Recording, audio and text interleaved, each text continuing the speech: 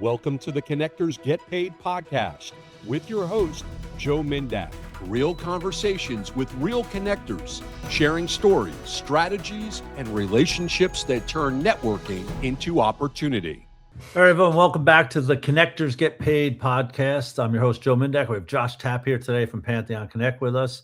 We're here talking about networking and really the way we think networking should be going, where that if you're a good connector, you should be getting paid for those introductions, right? We've all built this social status with all our people over the years. We have this currency that we have now. Why don't we use that currency, this network that we build, and make money off it and help other people get introductions to people they want to meet and do business with. So Josh, you and I met a little over a year or so ago, and we talked about kind of idea behind it. And like, you've already been doing it, I think, years before I have in different ways. So tell me kind of like your initial reaction to like, connectors get paid, because you're doing the same type of thing. So.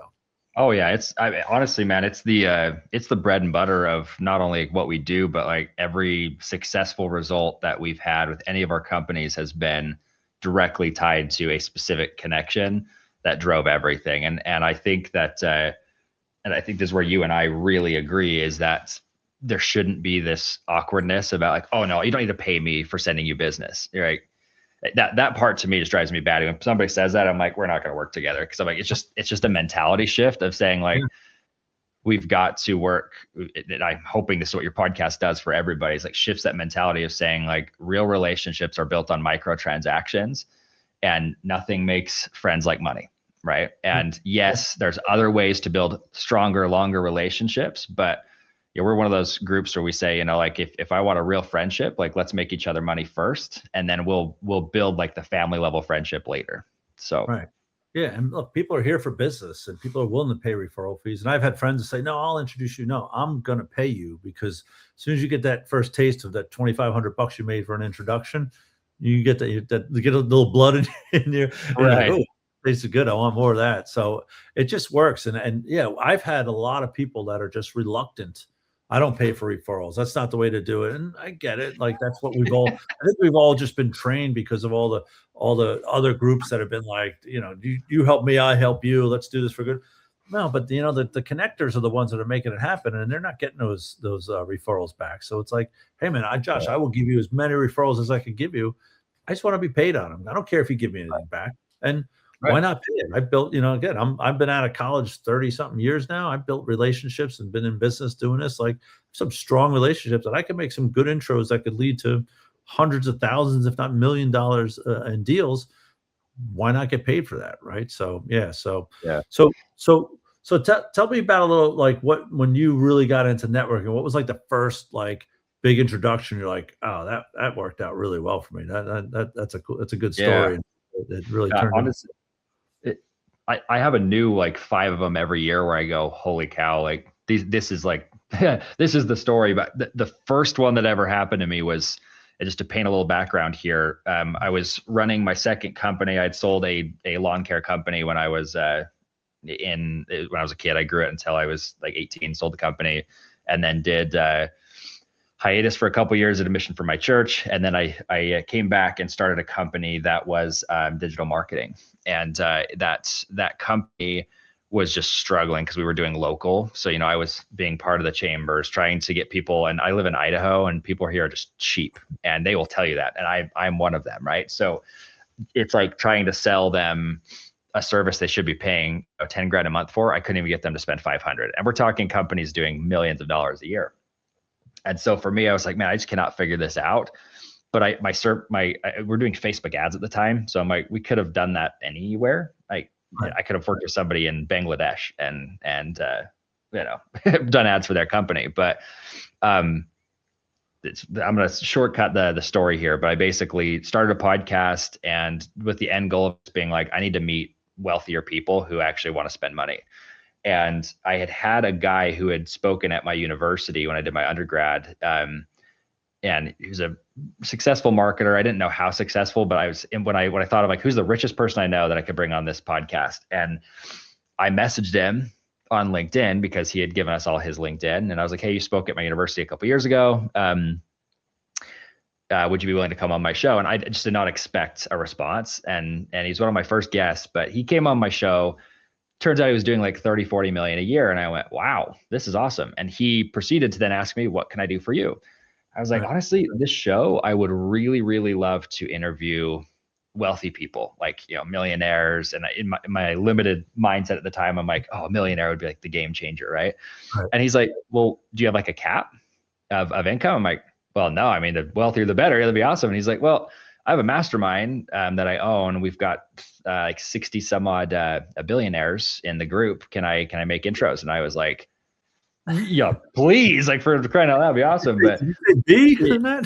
Yeah, with a B. Yeah. And I was like, just about fell out of my chair, because I'm like in a corner of this like crappy office, like trying to hide that I was in this horrible building on my with my studio. And my studio at the time was a Blue Yeti microphone, So anyway, just that's all I had.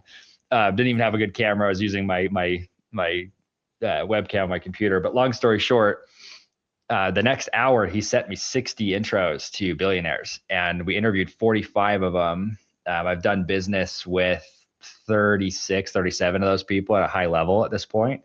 And, some of them are my dearest friends to this day. And I'm like, that one connection was like, it clicked for me, where I went, wow, all of us can make money. And I've paid that guy, I mean, probably north of 7 figures in commission checks at this point, because it's been over a decade at this point. And he's a killer. But anyway, point being though, that was really the big first one for me. And we've had so many since then, where I was sold hook, line, and sinker on, wow, you just have to know the right people. Right. And I think people are afraid to just reach out and try it. Like, why not reach out to that guy and just say, hey, I reached out to the guy yesterday. If you know the company Figma, which sold to Adobe for $1 gazillion. And the guy was on the podcast yesterday, and I was like, hey man, let me reach out to him on LinkedIn. I was like, hey, look, thanks for doing that. Thanks for giving insights to people like me that are a founder of a, still kind of a startup company trying to get sales scaling. And he's just there giving like advice on what he did to scale that company to $250 million, whatever, and sell it.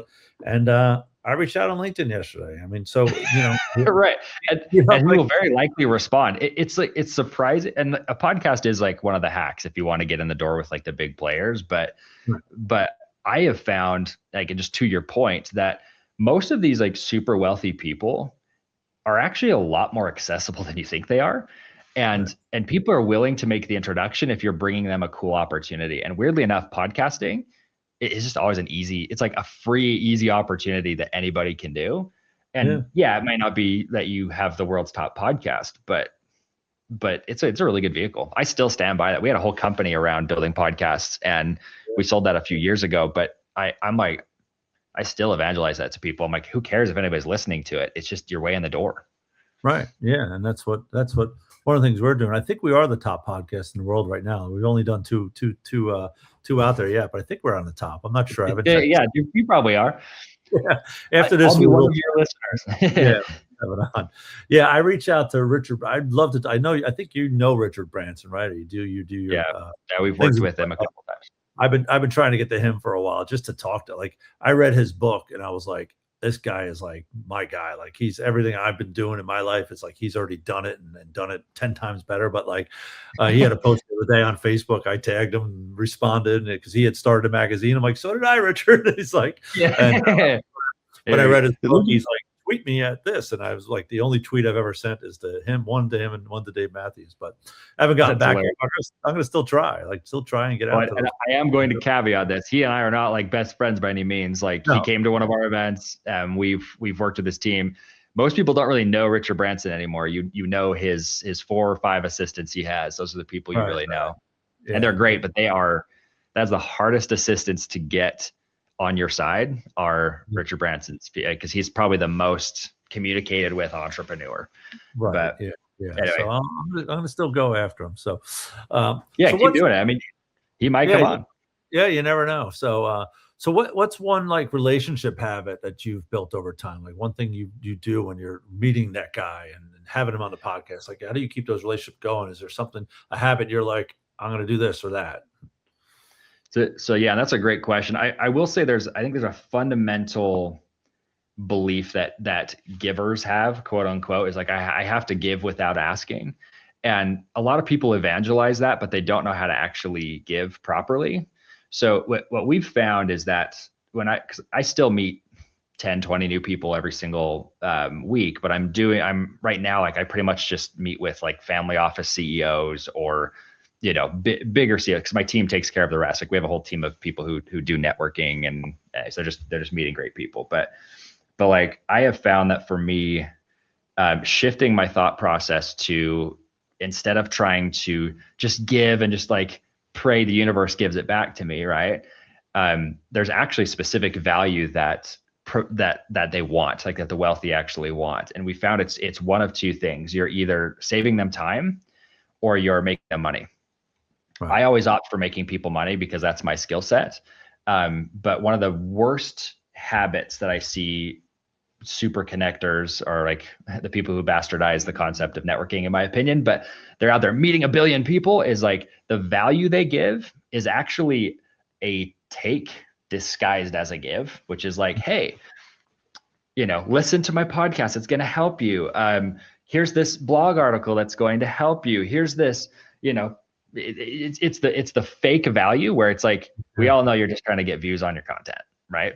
And so it's really, anyways, we call it a take masked as a give. And so what we have found is, number one is what I will do. And it's the simplest habit. I still do this every day. I have 30 minutes to an hour, depending on the day, blocked off every single day, where I'll go through the people that I've met in the last week. And what I'm doing is I'm going to talk about the project we're working on, and I'm going to ask them to participate in some way. And it's ultimately usually making them money. So I'll give you an example. We're doing a raise for one of our companies right now. We just need an extra like 40, I think it's 42 million is what we're left with right now. But we have found that I'm going to them and just saying, hey, we have this ed tech company, really awesome group. We're doing 40 plus million in revenue, looking to raise another 40, blah, blah, blah, right? But all I'm going to say is we're looking for one investor in the family office space, and I usually tailor it to them. So I know they're a family office, and I'm going to say, I'm not going to pitch them, but I'm going to go, hey, this is this opportunity I'm really pushing for right now. Do you know another family office that I should get to know? And 9 times out of 10, they'll be like, well, that actually fits our deal box. Can we talk?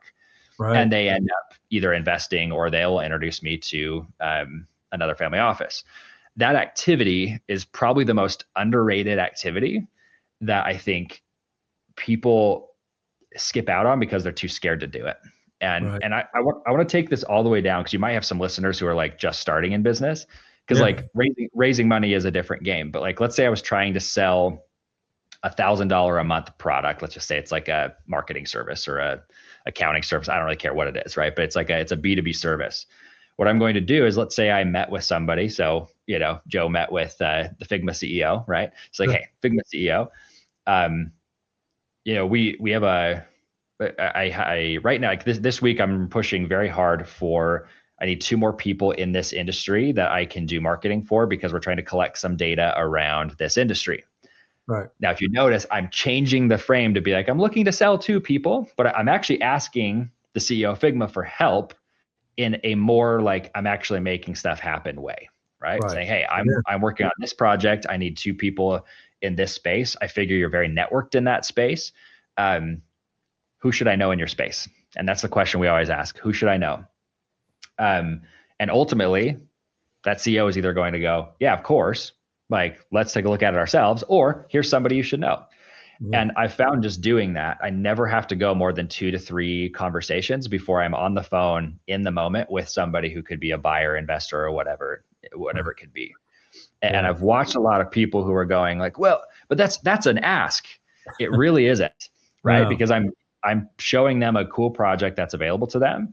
But then if they ever ask me for any connection, I'm the first one to go out and make the connection to them, because I'm like, you've done me a solid. Right. And it's such an easy way, because I will also say that the higher up the ladder you go, like the more wealthy, they don't want your pitch. They don't want an hour-long conversation. They're like, just tell me what you want. Right. Right. Yeah, I'm the same way. Yeah. Like, Josh, I need to sit down with you for 30 minutes so I can explain to you my concept. I'm like, text me 2 lines. If you can't explain it in that, I'm not going to invest in it or buy it. Like, tell me what it is. Yeah, stop beating around the bush and just get to it. Yeah, yeah. A lot of Yeah. people don't have time, and if they're interested, they're interested. And I don't make a connection unless I say, "Hey, Josh, I got this deal for you. I got something. Any interest, or do you know somebody?" And a lot of times, Yep. like you said, it'll be like, "Hey, wait, I want to talk to you about that thing." Yeah. And it works It's well. a great tool.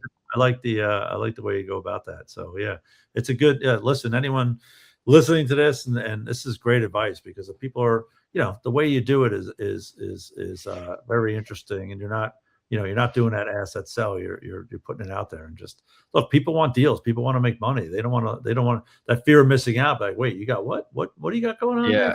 there? I want See, it on that.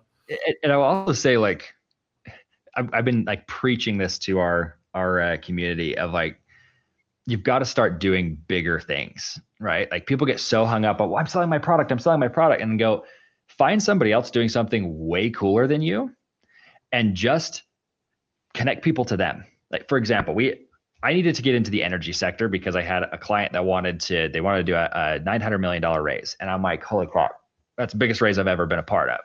Right. And I'm like, well, the only people who have money like that are family offices. So I need to get into that space, right?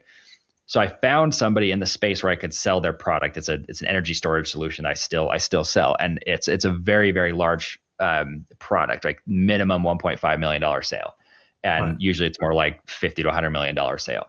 And so what I started doing is reaching out to the family offices, the wealthy people I knew, and said, hey, I'm working on this energy project. It's a battery storage solution. Do you know anybody right now investing in energy, data centers, whatever?